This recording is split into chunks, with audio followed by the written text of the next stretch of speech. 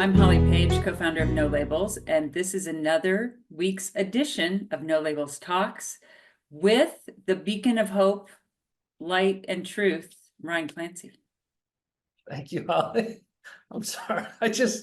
I'm never going to get used to the over-the-top, cult leader intros, but that's okay. Well, that's why it works for you, though, because you don't take it seriously. If you did, then I probably wouldn't do it. Then I'd have to, go a different tack. But you are the intellectual architect of a new politics, and actually, in next week's edition of No Labels Talks, we'll get into kind of how you came to be that. But didn't the Jonestown people say Jim Jones was the intellectual architect of their? I probably, but lucky for us, Ryan, very few people like Marianne. There's no way she knows who Jim Jones is. No, she doesn't. Look it up because I'm not going to tell you. The mini series, I think. So Ryan, a lot is going on in Washington, D.C. Yep. Yes, Matt Gaetz is no more. I think we can all, be happy about that. And look, there's a very specific reason, I think, to be happy about that, which is, we've gotten to this point over the years where like people in Congress just sort of see themselves as an extension of, if they're in the majority, like their president, and they're not. And they really have an independent role to play. And it was very clear that there were some senators who said, we actually still take this role seriously. And one of those roles is they get to advise and consent on cabinet appointments. Absolutely. It was refreshing, reassuring, to see the Senate basically hold their power. And for the courage that we saw actually came from Trump allies in the Senate who questioned the appointment in and of itself. I mean, I think who knows what would have happened if it would have ever actually gone to a vote, but you at least had people who were very close to President Trump and his administration really calling out that, they wanted to interview Matt Gaetz and make sure he's qualified for the job, which, we could probably guess what their conclusion would have been. Well, I feel like it's also important to do this early because this is a trend. We see a new administration comes in and they immediately start testing the bounds and overreading their mandate. And I think it's really healthy right out of the gate to be like, hey, listen, okay, there's some things we're just not going to be a rubber stamp on. And that's good. That's exactly. And I think that also helps our community understand. We consider it our duty to protect independent thinking really in the House and Senate. And so when those kind of acts of courage have to happen in the future, it's going to be important for our community to support and reward and encourage those who are willing to stand up and do what they think is best. Well, speaking of where does the president's power begin and the power of Congress end, or I don't know, I'm screwing up the analogy, but you see the point I'm trying to make. But that's the subject this week of our podcast, because tariffs is going to be a big subject of discussion early in the next administration. And it's very much an open question whether, we know that the president and Congress each have some authority, that over the years, Congress has given up some of that authority voluntarily to the president. But that is very likely to be a battleground early next year as Trump tries to, whether he intends to just put in these tariffs no matter what, or use them as a negotiating tactic, we don't know. But Congress is going to have something to say about that. Absolutely. It's an incredible econ lesson for the entire country as we prepare for whatever the next administration is going to propose. Well, look, it's a lengthy episode, and we got through a lot, and our listeners had a ton of questions. So let's just get right to this. This is Douglas Irwin, professor, Dartmouth University. He's written tons of books on trade, just one of the smartest thinkers on it. And he's going to give us our perspective, his perspective, on tariffs, what they are, what their history is, and how this whole debate is likely to unfold next year and beyond. So everybody enjoy this week's edition of No Labels Talks.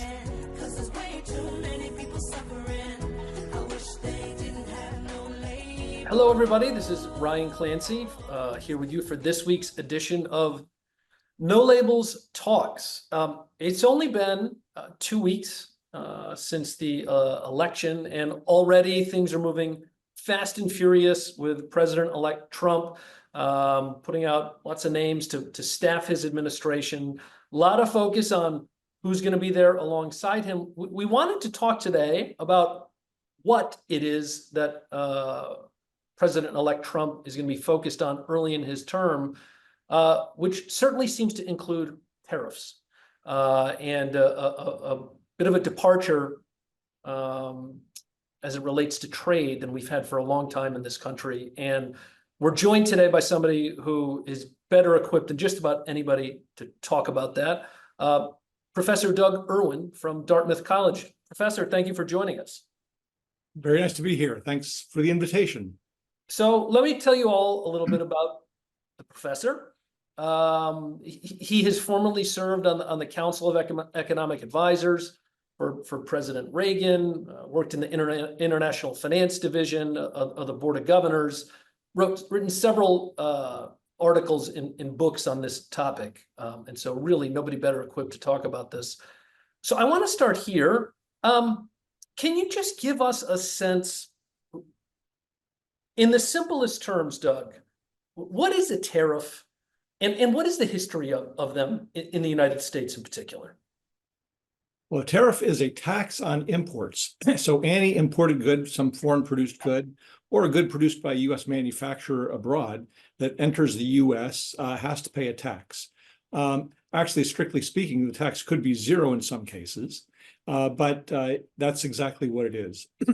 And in terms of the economics of it, it's both a sales tax, because with any tax, someone has to pay it. It's the consumer, or the importer initially pays it just to bring their goods in, but usually they have to pass that on to consumers. But it's also an implicit subsidy to producers, because what it does is it keeps out foreign goods and keeps the home market for domestic producers. So you're both reducing consumption of those goods because the prices are going up, but you're helping out domestic producers in the imported category through that tariff. But it's also important to realize that trade is a two-way street. So we import goods, but we also export goods. And it turns out when you impose very high tariffs on imports, those also read down through various ways to reduce exports. So in other words, if we reduce how much we're buying from the rest of the world, they're also going to reduce how much they buy from us, and our exports will go down. So we'll get into the economics a bit more, sure, the politics, but that's sort of essentially what's going on. Now, of course, when we talk tariffs, I mean, this is not an either or situation. It's always a matter of degree. I mean, tariffs have been really around since the beginning of our republic. And in fact, one of the things we shared with people in the discussion guide we sent out before this was that tariffs were the primary source of income for the U.S. federal government for many decades until we started, implementing income taxes, and over time, that has become the primary source, to the point today where tariffs are really just a rounding error as it relates to total federal revenues. But why is it, Doug, do you think that after so many years where there was pretty broad agreement in the United States that we want to keep tariffs generally low? Just to level set for people, right now there is an average across all the different product categories of about 2% on tariffs coming into the country. Some products are higher, some are lower, but about 2%, which is pretty low relative to the rest of the world. And suddenly, it looks like they could go much higher. Former President Trump had suggested a 10% across the board tariff on everything coming in. In some instances, like things coming in from China, has suggested we should go up to maybe 60% or more. So why is it that after so many decades where there was this bipartisan agreement that we want to keep tariffs pretty low, that suddenly that's changing? So I think it's important to understand where we came from. So, and you sort of raised that, and it was implicit in your question. We haven't always had really low tariffs. In fact, your audience might have heard of the Smoot-Hawley tariff of 1930. If you've ever seen the movie Ferris Bueller's Day Off, there's the high school teacher that has a riff that's actually Ben Stein. He's the son of a famous economist.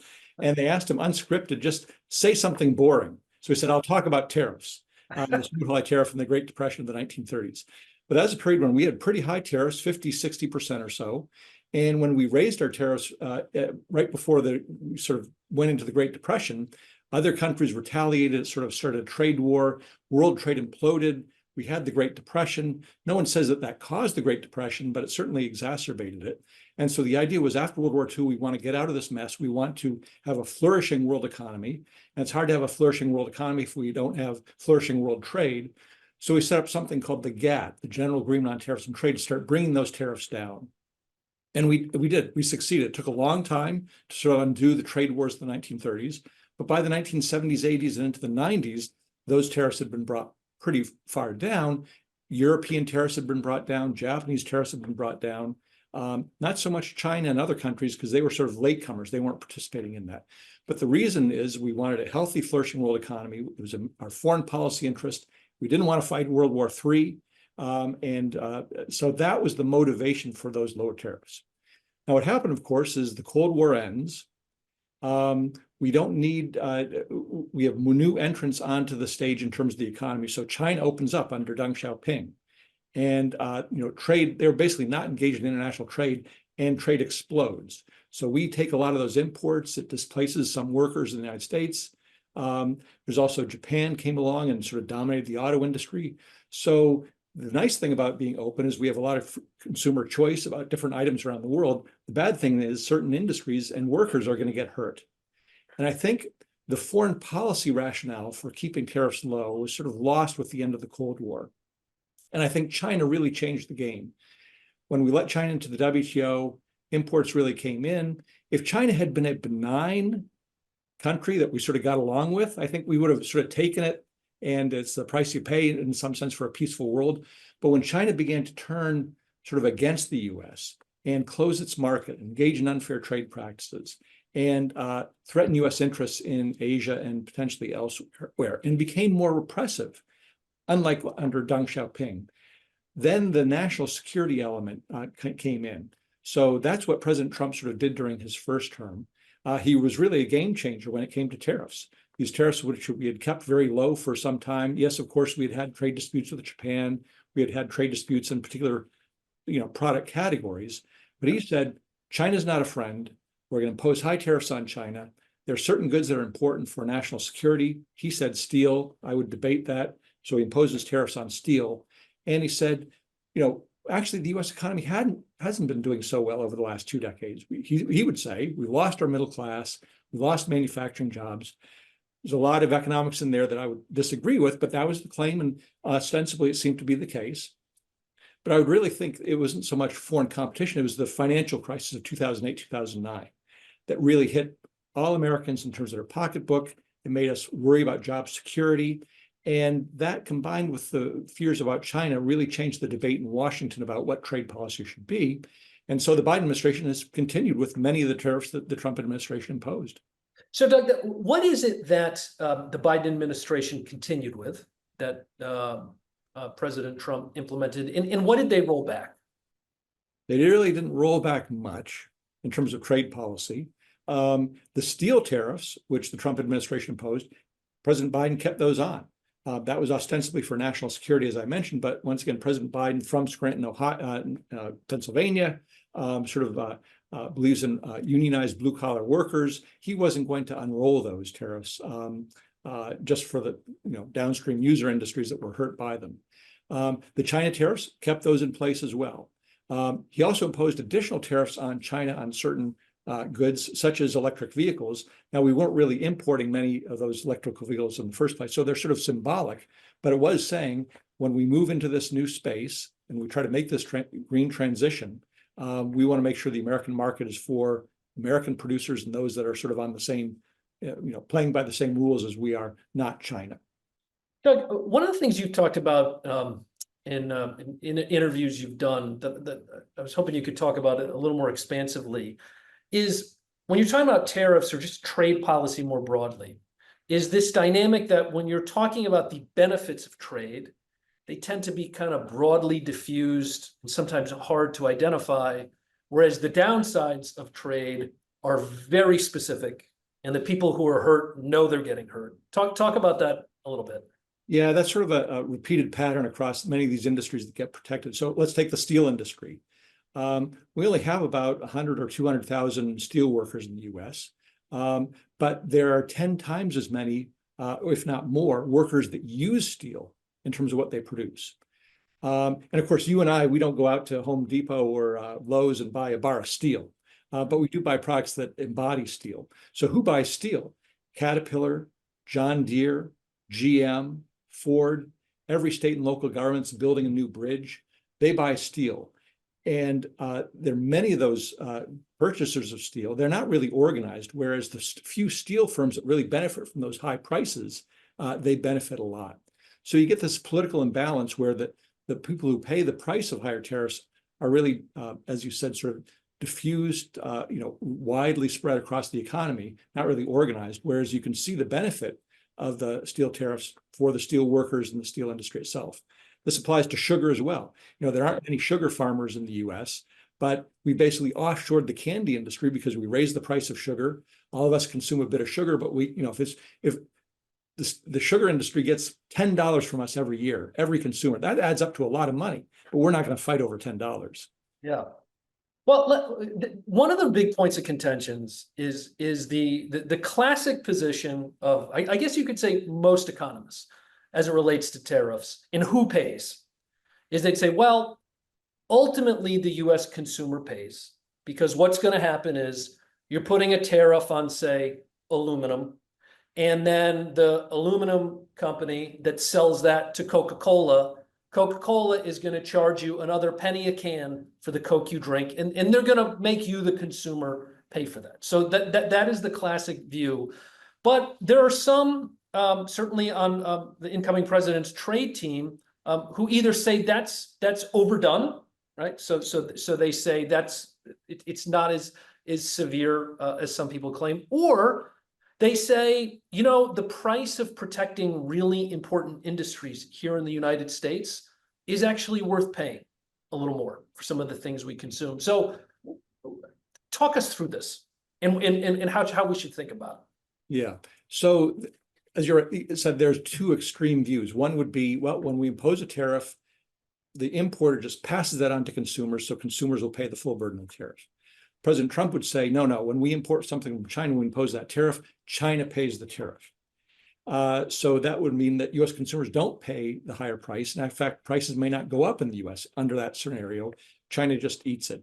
Now, that's an empirical question or a theoretical one. Actually, in theory, if you just drew a supply and demand curve, the impact of a tax would be shared between the producers and the consumers. But it turns out we had a great experiment with the Trump administration because they imposed all of these tariffs on some goods and not tariffs on others.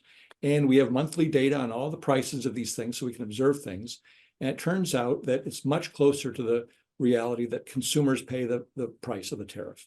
And once again, this doesn't necessarily have to be households, because a lot of our imports are intermediate goods or components, but they will be paid by the consumers, the firms that have to buy those things. And that's because we talk about corporate profits, but those are usually not very deep, and companies can't absorb those. They have to pass them on, or they lose sales. They can't have the bottom line that's fat enough to absorb that. So that's sort of what the empirical evidence suggests, that those costs get passed on. Now, what about the view? So some people are saying, look, President-elect Trump, is putting these out there as a negotiating tactic.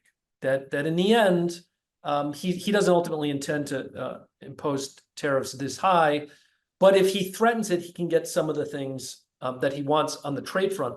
What are some of the things that the US should actually be fighting harder for as it relates to our trading partners? So you talked about unfair trading practices that both China, who we probably classify as an adversary, but even some of our allies, engage in. What are those? These unfair practices? That's a great question. So actually, the U.S. Trade Representative's Office every year puts out a report on all the foreign unfair trade practices. So you can sort of go through that list. It's usually not something that's sort of a big across the board, high tariffs, complete discrimination against the U.S. It's usually that in certain sectors that we might have an advantage in producing, they have high tariffs or buy local provisions. I mean, we're guilty of this too. We keep out foreign sugar, we keep out foreign steel, we have Buy America provisions in a lot of contracts and federal government procurement. Other countries do that too. And you might think that if we would both gain, if we could just ratchet down those barriers, we'd both benefit. And that's been sort of the point of trade negotiations in the past. So sometimes it does work out that the US threatens another country saying, you don't treat our goods fairly, and whether it's autos or steel or what have you, and we're going to hit you with higher tariffs unless you either get rid of those barriers or at least try to negotiate with us. And that's worked successfully with Japan in the past. It's worked successfully with Korea in the past. It's worked successfully with the European Union in the past. It hasn't worked so well with China and India because they tend to be very nationalistic and say, you don't tell us what our policy is, and if you were to hit us with those tariffs, we'll retaliate. So you do need to sort of do this country by country. But what I think has been lacking, at least in the first Trump term, and certainly in the campaign rhetoric, is exactly what you asked for, a specific identification of what foreign practices are unfair and we would like to see changed. Sometimes President Trump will say, well, it's security. They don't pay enough on defense. So we have to hit them on trade to get them to pony up more on defense. That really hasn't been used so much in the past, but that could be a plausible negotiating objective. Using, I would say, just to close on this point, Sure. Using the trade deficit, however, as an indicator of unfair trade is most economists would say is completely wrong. Why not? Why is that? Well, let me put it this way. I run a massive trade deficit with my local grocery store. They don't buy a thing from me, but it's not because of unfair trade. It's not because of lack of reciprocity. It's just because I earn my income by exporting elsewhere. I have a big trade surplus with Dartmouth College, my employer. I don't buy much from them, but they write me a check every month and I spend that elsewhere. So you can't always look at the bilateral pattern of trade and say, oh, we sell much more to that country. I mean, for example, there's some countries we have a trade surplus with. Are we engaged in unfair trade practices? No. I think that there's something else going on, and the same countries that we have big trade deficits with. If we agree that tariffs are a pretty blunt force instrument, and if you set them too high, that could create some unintended consequences. What though are some of the illegal or unfair trade practices that you think are so serious that it is worth the United States going to the mat for and maybe even threatening more tariffs? I'm thinking, for example, China stealing our intellectual property. One other thing we didn't talk about is this phenomenon of dumping, where another country, probably a heavily government subsidized industry, and they can just dump a bunch of cheap solar panels in the United States and wipe out US solar producers. What are the unfair trade practices that you think are most of a threat to the US we should really be fighting against as we go into the next term? I think you put your finger on it in talking about China. When we talk about Canada, the European Union, some of our Asian allies, they're all basically market economies. They're not perfect. They have some subsidies for certain sectors, and we have disputes with them, and we can usually work those out. But China, the promise was that they would move towards a more market-oriented system. I mean, the ultimate hope was they'd become democratic. That was probably asking too much, but they'd become more market-oriented. It's become clear under President Xi that they are not. And it's also been clear that they steal intellectual property. They might be a national security threat to us, that the cars that we might buy from them would be remote controlled in Beijing and things of that sort. That's something we don't want, and we have to protect ourselves against that. So it's partly that we want to protect our industries from that competition. But even if our industries really weren't under threat, there would be deep national security questions about being dependent on China for batteries, for drones, for other things that could be useful in a national emergency. So those are the most important ones. I think the other ones, throughout the post-war period, we always had trade spats, and we worked them out. But China's it's a big economy. It's very different. We weren't really integrated with the Soviet Union economically. So we didn't really face this during the Cold War. Now we're very highly integrated with a very big economy, and they may not be our friends. So dealing with that relationship is going to be very challenging. Is part of the reason you see not just President Trump, but also the Biden administration turning to tariffs more, is because are our leaders losing confidence in some of these international institutions we created to litigate these kind of disputes? So I'm thinking here in particular, the World Trade Organization, which is supposed to be kind of like the international referee in some cases for these disputes. Have these institutions either outlived their usefulness, or they need to be reformed, and because they're not doing their job, that's why we're reaching for tariffs? In a way, yes. So you're absolutely right. The World Trade Organization was sort of that's a great way of putting it, the international referee. We helped create it. We helped write the rules. But I think China's really changed the game in terms of whether it works well. The United States has had sort of two main complaints against the WTO. First of all, in interpreting the rules, they seem to be biased against the US in some sense. One can dispute that, but there have been, cases where the US lost and hasn't given sort of due deference or flexibility to US policymakers. And that's why it was actually the Obama administration that began to temper our relationship with the WTO in terms of its judicial function of adjudicating trade disputes. But then there's no doubt that China, China does obey the rules as they're written for the WTO, but the problem is they engage a lot of a practice where the rules just don't apply. So when you get state subsidies through the financial system that are really opaque, they're not overt subsidies. Like when we subsidize our farmers, it's on the books. When Europe subsidizes its farmers, it's sort of, well in public known. There, it's hard to track the subsidies. They have all sorts of, under the radar WTO legal policies that really tilt the balance of trade in their favor. And so that sort of delegitimized the WTO. In fact, and I think most countries are now sort of acting without thinking about the WTO rules anymore. So that whole institution that was trying to hold things together is really, I wouldn't say obsolete, but it's been bypassed by events. You opened talking about Ben Stein, talking to Ferris's classmates about how the Smoot-Hawley tariffs might have made the Great Depression work. But, President Trump is fond of another historical example that you've written a lot about, which is William McKinley, who was president right around the turn of the 20th century. And the example, at least as the way Donald Trump tells it, is this is somebody who is very fond of tariffs and jacked them up significantly to the benefit of the United States. To talk us through this history and whether we are or are not drawing the right conclusions from it. Right. Well, there's sort of two William McKinleys when it comes to tariffs. So there's Congressman William McKinley, chairman of the House Ways and Means Committee, representative from Ohio, who in 1890 helped usher through Congress something known as the McKinley Tariff Act, which did indeed raise tariffs partly on steel, which is produced in his district in Ohio. And so he was, as a representative from Ohio, representing the interests of his constituents. The steel industry was facing foreign competition. They didn't like it, so he helped raise tariffs. Now, he was elected president not too many years later. I should add, however, that tariff act turned out to be very popular. The Republicans were thrown out of Congress in the next midterm election, and actually, sort of like the Great Depression, we went into a big recession shortly after that tariff. Not that there was a causal link between the two, but the association was not entirely positive. But when he was elected president in 1896 and became president in 1897, he was now president of the entire United States. And of course, the US had become a manufacturing power by this time, not because of the McKinley tariff, but because of all sorts of the extensive economic growth the US achieved after the Civil War. And he said, now I don't represent Ohio, I represent the United States. And we have a great interest in trade. And so he began proposing something known as reciprocity, whereas we would bring our tariffs down if other countries would also reduce their tariffs.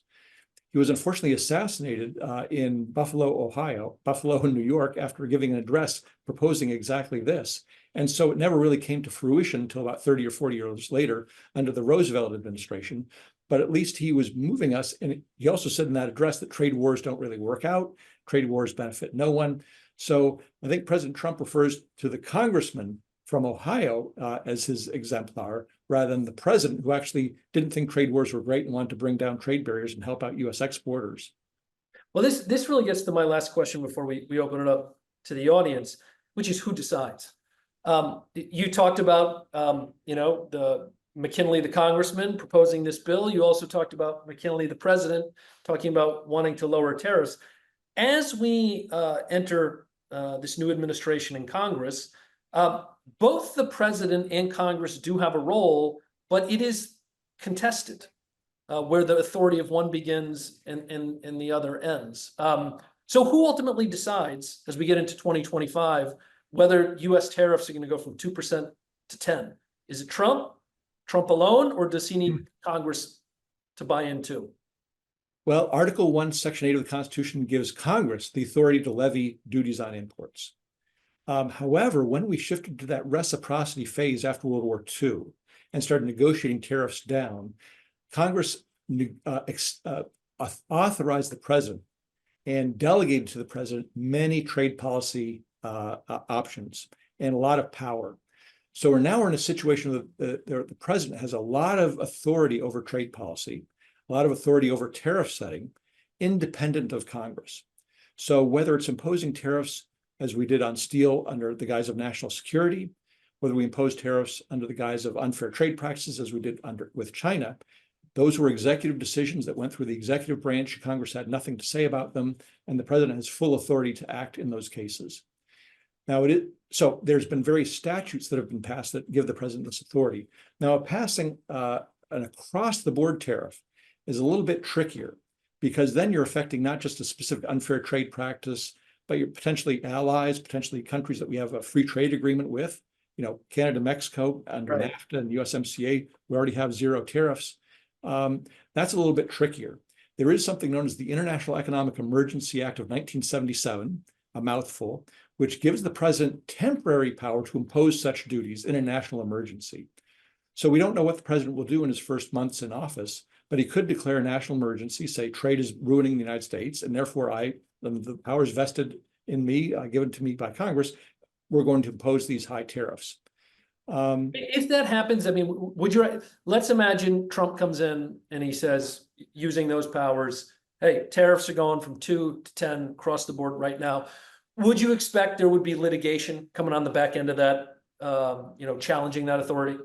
Yeah, partly it's because it's time limited in the statute, and then Congress has to approve it. Now, there's always a trick. You could always stop the tariffs the day before they are supposed to expire and then re-up them 2 days later. But you're right, there's going to be litigation about this. President Nixon actually in 1971 imposed a 10% across the board import tariff. So this is not historically unprecedented. It was only in effect for about 3 or 4 months, but there was a lot of litigation that came out of that as well. Yeah. But usually the courts give deference to the president, and until a final decision is made, the tariffs will be in effect. So you probably won't be able to stop the tariffs through litigation. Got it. Okay. Doug, do you mind if we go to a couple of questions? That'd be great. I'd love to hear them. And if you could just say your name and where you're from. Let's start with Greg. Greg, go ahead. Thank you, Professor Irwin. It's been very interesting. I'll make it short. So for the first 150 years, the country was pretty much funding itself with tariffs for the most part. What and right now, Ryan, you said that we're averaging about 2%, on imports. How much revenue does that mean? Of our $4.5 trillion worth of revenue that we get as a country, how much of that is tariff money? So you're absolutely right. I mean, the second bill passed by Congress in 1789, the first thing they did was said, we need revenue to pay our national debts, to fund the national government, to fund national defense. We didn't have an income tax in 1789. Very hard to impose sales taxes because we're largely an agrarian country. So tariffs have historically had a much more important role in raising revenue for the federal government. After the Civil War, however, we began to introduce excise taxes. Then in 1913, we introduced the income tax. And the idea was, well, the problem with the tariff is it's a very regressive tax. So rich people aren't really going to pay very much because they don't, they buy more services than goods that we import. Whereas poorer people, they really need to buy stoneware and other products that we import. So the tax burden is going to be more on the poor than on the rich. And with the income tax, we can sort of flip that, become more progressive. So that was one idea of trying to phase out the tariff as a revenue raising device and move towards an income tax, which you could either make flat or progressive as Congress saw fit. But how much revenue do we get now, currently today? What's our annual revenue, tariff revenue into the federal budget? I don't know the exact number. It can be easily found out on Google, but I suspect it's like 2% of what the federal government takes in. So it's I think in our discussion guide, it was like about 80 billion. Oh, And of course, the federal government takes in over, sorry, 4 trillion or something like that. Hello, Doug, thank you for sharing. I was just, I'm a long student of history, so I appreciate your background on what you've been explaining today. And just one of the questions I've had, the scenarios I've heard out there is lowering or eliminating these income taxes, just like you just talked about. For the first 100 years of our country, we didn't have income taxes. So I'm just wondering if that is even a possibility, if there was a way to offset those 10% taxes by eliminating, taxes on the lowest tax brackets. So those ultimately offset those tariffs. And because basically with income taxes, we've shifted the burden from businesses to taxpayers. And we just made it more clear. So I'm wondering if that is actually something that is reasonable in this scenario. And obviously, there's a lot of who has the ability to do what with Congress and the president. But I'm just wondering if that's even reasonable discussion that to have at this juncture. What do you think, Doug? Well, it's certainly been talked about. So I've heard that before, that the tax cuts that President Trump passed in his first term are about to expire. They want to renew those. There's a fiscal cost, so they might try to offset some of the costs with the higher tariffs that Congress would approve of. I think there are two problems with that. One is that you're just not going to get enough revenue through imports, where the tax base is pretty small compared to what you're sacrificing by extending the tax cuts. So the revenue imbalance, you just can't make it up. Mm. And second of all, as you sort of pointed out, yes, you could try to skew the tax cuts towards poorer households or lower income households. But unfortunately, those are precisely the households that pay more of the burden of the tariff. So you're sort of taking with one hand and giving back with another, or not sure what the right metaphor is, but on net, they may not be as, it may not work out for them. Sure, Professor. I'm Al Bartel from Atlanta, Georgia. My question goes to the leverage of the U.S. Senate.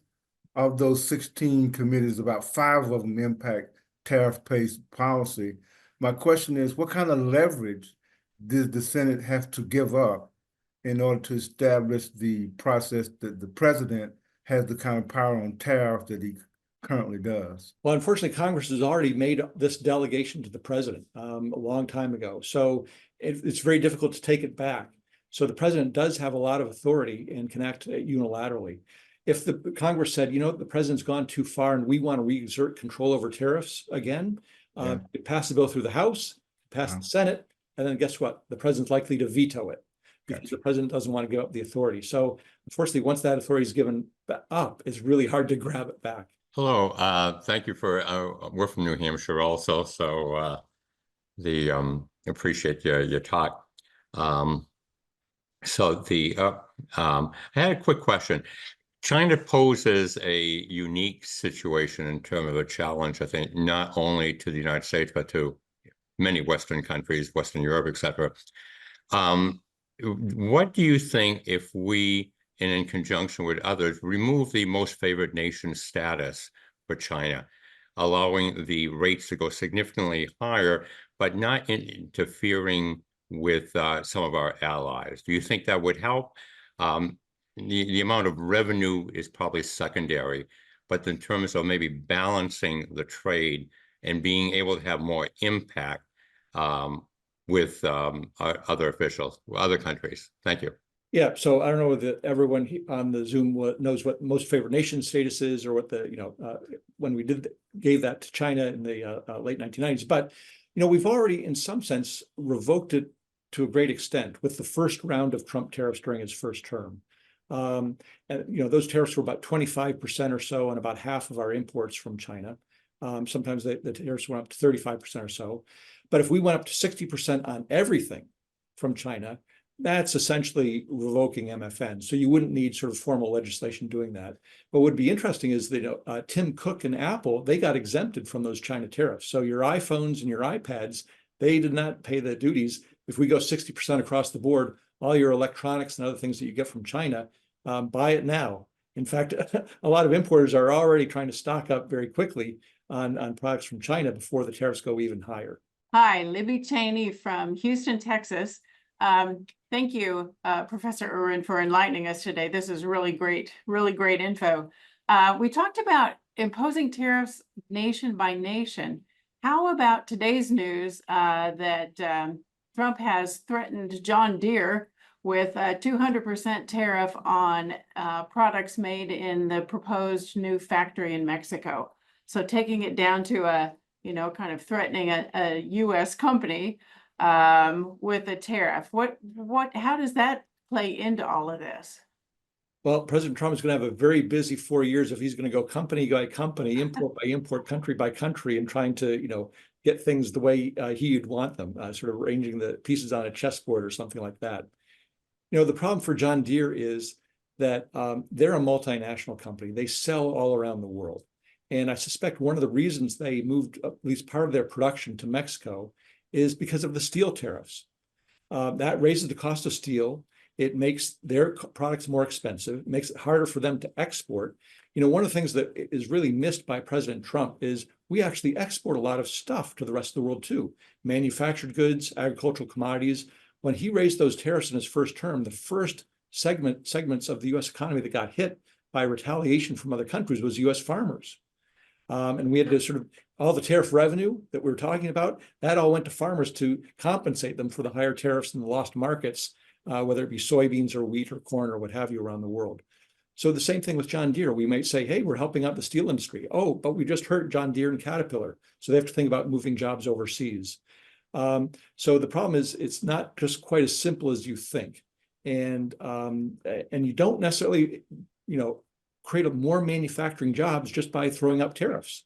Because once again, that's also raising cost to producers that export, and they have the opportunity to produce elsewhere as well. So I think we need to improve the tax treatment of manufacturing in the US, the business climate in the US, and draw in investment. And that will sort of, create the jobs and create the industries that we want to see here. Tariffs are, as your host said, is a very blunt instrument and often has these negative repercussions on other sectors of the economy. Yeah, good afternoon. I'm Jeff Harbaugh from Seattle. Dr. Irwin, should we and could we use tariffs to reduce American military dependence on stuff imported from China? You wouldn't even need to use tariffs. You could just have mandates saying that all drones that we purchase or the Department of Defense purchases have to be manufactured in the United States to these guidelines. So once again, if we impose tariffs, guess where we're going to get the drones from? If I'm just making up drones as an example, maybe Vietnam, maybe Malaysia. Well, first of all, we'd have questions about those countries as well, potentially. And also we wouldn't be, sort of reshoring things in a way that would make us more secure about where we're getting our defense industry products. So there just has to be sort of regulatory provisions within U.S. Defense Department procurements rather than tariffs per se, and asking the tariffs to do all the work. Thank you, Ryan. Thank you so much, Dr. Irwin, for being here today. I think it's definitely a very complicated and important issue. The way I look at it, a lot of people say, well, we're going to pass these tariffs on to consumers. But I think about it as we've been such a consumption society. So what if we pay a little bit more? We need to spend less. I mean, we've got record levels of debt, personal debt, corporate debt, national debt. I look today, I've got 50 blazers in my closet that I don't need. I've got 3 TVs in the garage that I don't need. And if we're concerned about debt, we have to spend less. I don't know how we get around that. But we hit on some really key issues today.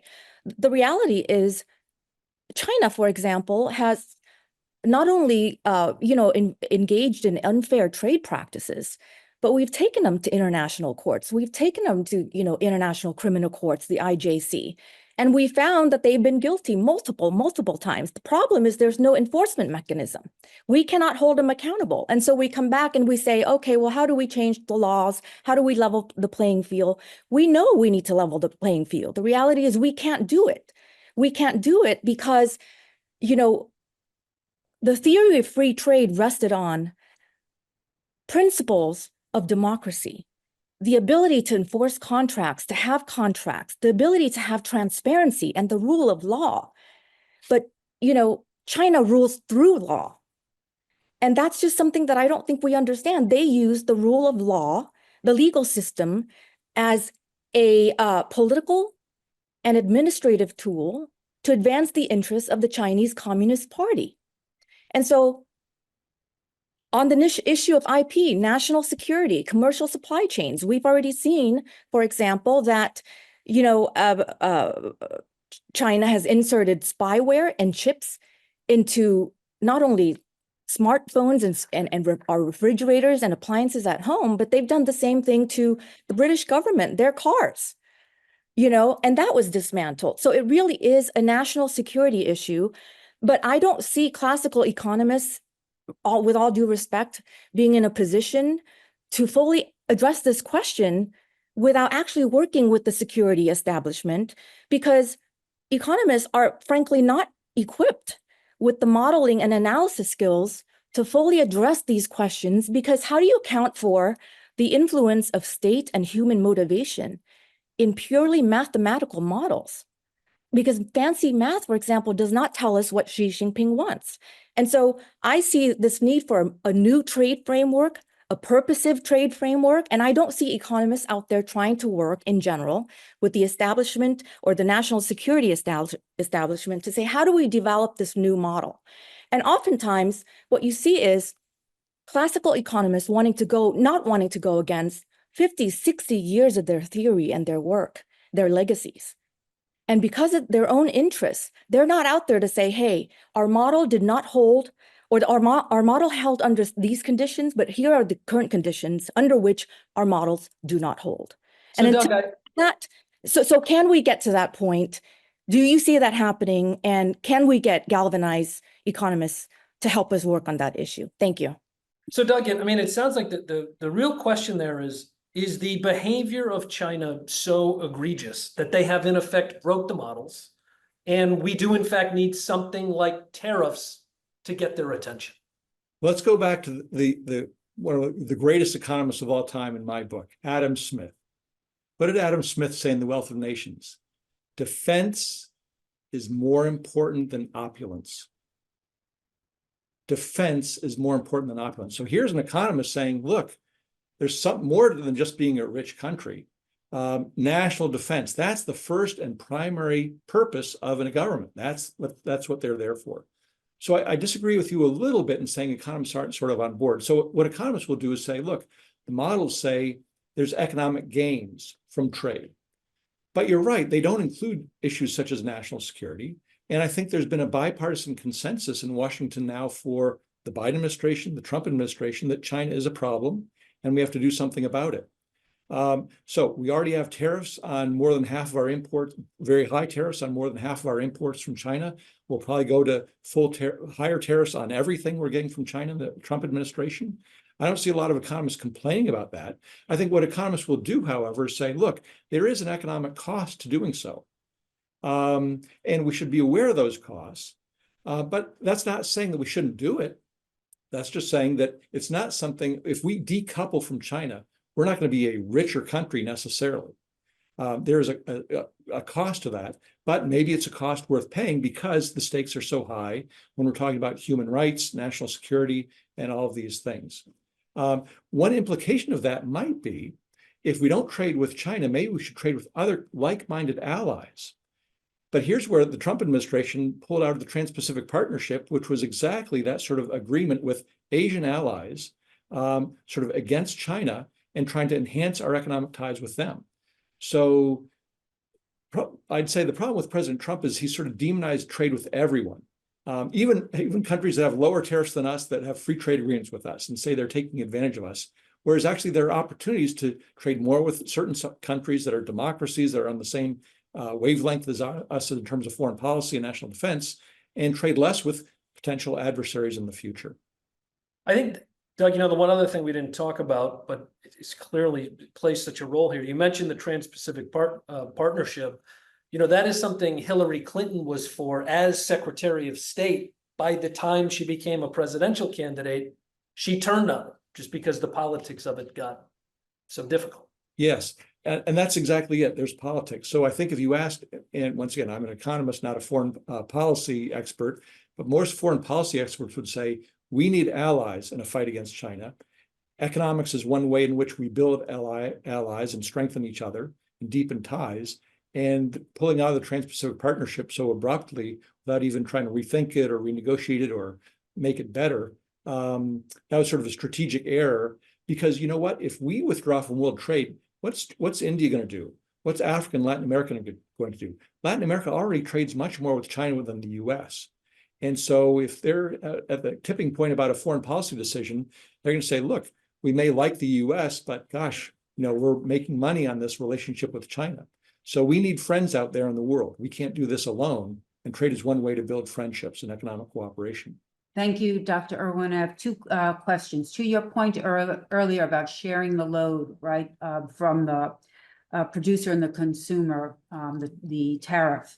What's to say, again, that the US has such great demand and China has the Belt Road initiative that they can just offset everything? Is there enough demand from the US to keep them interested, so to speak, versus going to all other countries? And to your point, there's so many problems with the Belt and Road Initiative anyway, and things, loans and a mess. And yes, they are very much in all of Latin America, but not without problems, right? So is there enough that we can, in continuing the relationship, to try and build with China, that they would remain interested? Because we really are the greatest, we have the greatest demand, for right or wrong.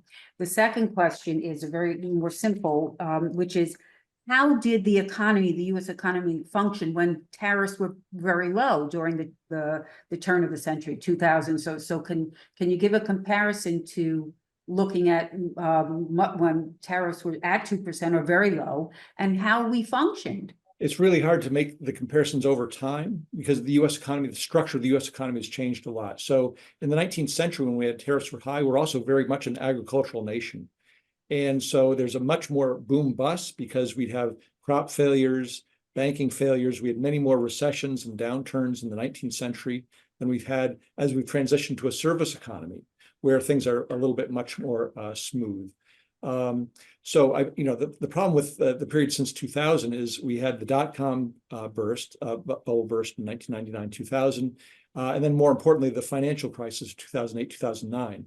I'm not sure that was sort of the worst economic calamity we've had since the Great Depression. It was also whenever the financial system sort of goes under, the recovery is very slow.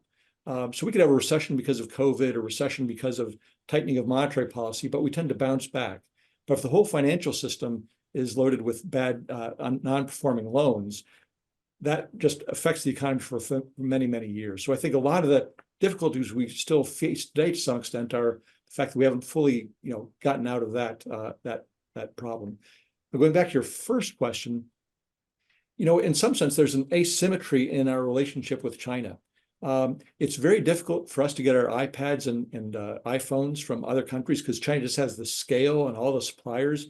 And when Apple thinks, they're going to try to move production to Malaysia or Indonesia or Vietnam, it's very, very difficult to find the scale and the sources of supply. But what do we supply to China?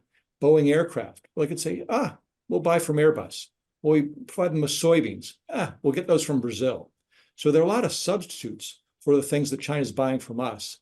And we don't have quite as much in terms of the electronics, although there's been a lot of movement out of China for textiles, for electronics, and other things. So the question is, who's dependent more on whom? And we sometimes have a little bit less leverage than I think we have ultimately. Richard Adler, I'm in Lyme, New Hampshire, just up the road from you, Professor. Yes. I'm your neighbor. 2 points. One, to what extent, and maybe it's wishful thinking, is Donald Trump's position transactional? I mean, the art of the deal. I'm going to threaten everybody with tariffs, and then we act not across the board, but in specific instances. I think of the retrade of the North American Free Trade Agreement is one example that comes to mind. So, in other words, I don't know. You can answer that. I'm just saying that not to take the campaign per se as the be all and end all. And the second question: to what extent is the U.S. The role of the U.S. dollar as the world's reserve currency a function of and the outcome of our favoring of globalized free trade? And how important is that, given the dynamics now that you cited with the Indias and the Latin Americas, where China and Russia and Iran and company are trying to develop this new BRICS arrangement with the third world.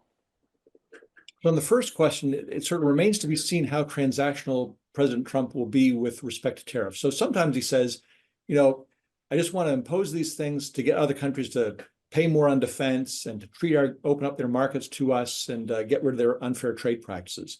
So that implies that if the other countries actually do some of these things, those tariffs would come off. But sometimes he says, well, we want the tariffs to raise revenue. Well, you can't get that's you know, that's not transactional, that's to raise revenue. Or he'll say, you know, we want to bring back the jobs and by protecting the American market, making foreign countries pay for their access to the US market. Well, that's not very transactional. That's saying we want those tariffs in place permanently.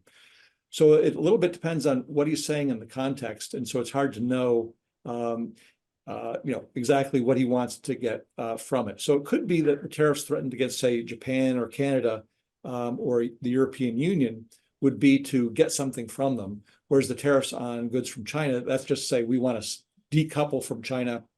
Those are permanent. There's nothing they could do that could change our policy regarding them. On the dollar, that's a very interesting question and a very important one. First of all, what's interesting is even though other countries have grown rapidly and become very big, the role of the dollar in the international economy has stayed pretty constant over the past few decades. So there's not been a decline in the dominance of the dollar. Whether that's a good thing or a bad thing, here's a classic economist response. It depends.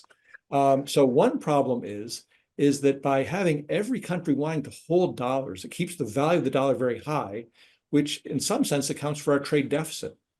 It keeps the price of our exports pretty high, so we don't export as much as we import. And having a strong dollar means it's very cheap to import goods from the rest of the world. So in other words, the rest of the world wants US dollars, not US goods.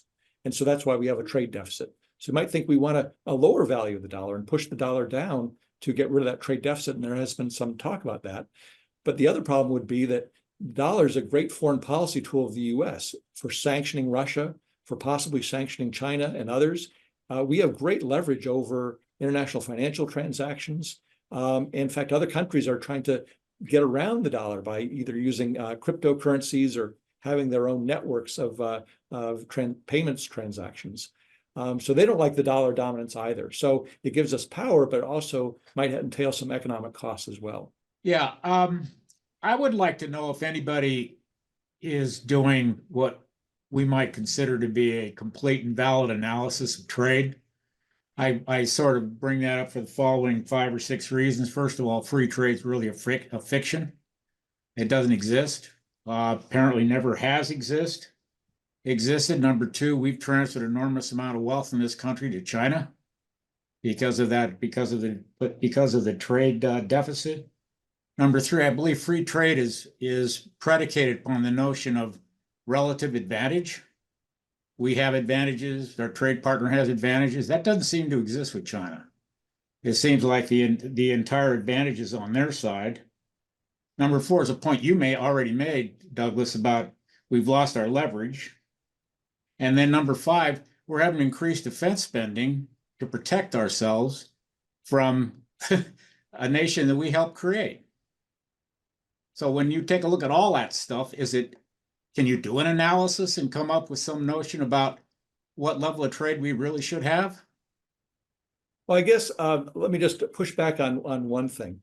If there was no trade between the US and China, once Chairman Mao had left the scene and Deng Xiaoping came in, China would have become a rapidly growing, very rich country the way it has been. It didn't depend on the US and trade. It depended on deregulating and decollectivizing agriculture. That was a tremendous spurt of agricultural growth, raised incomes hugely, reduced poverty, and ended famines in China. There would have been other countries that would have been willing to invest in manufacturing in China.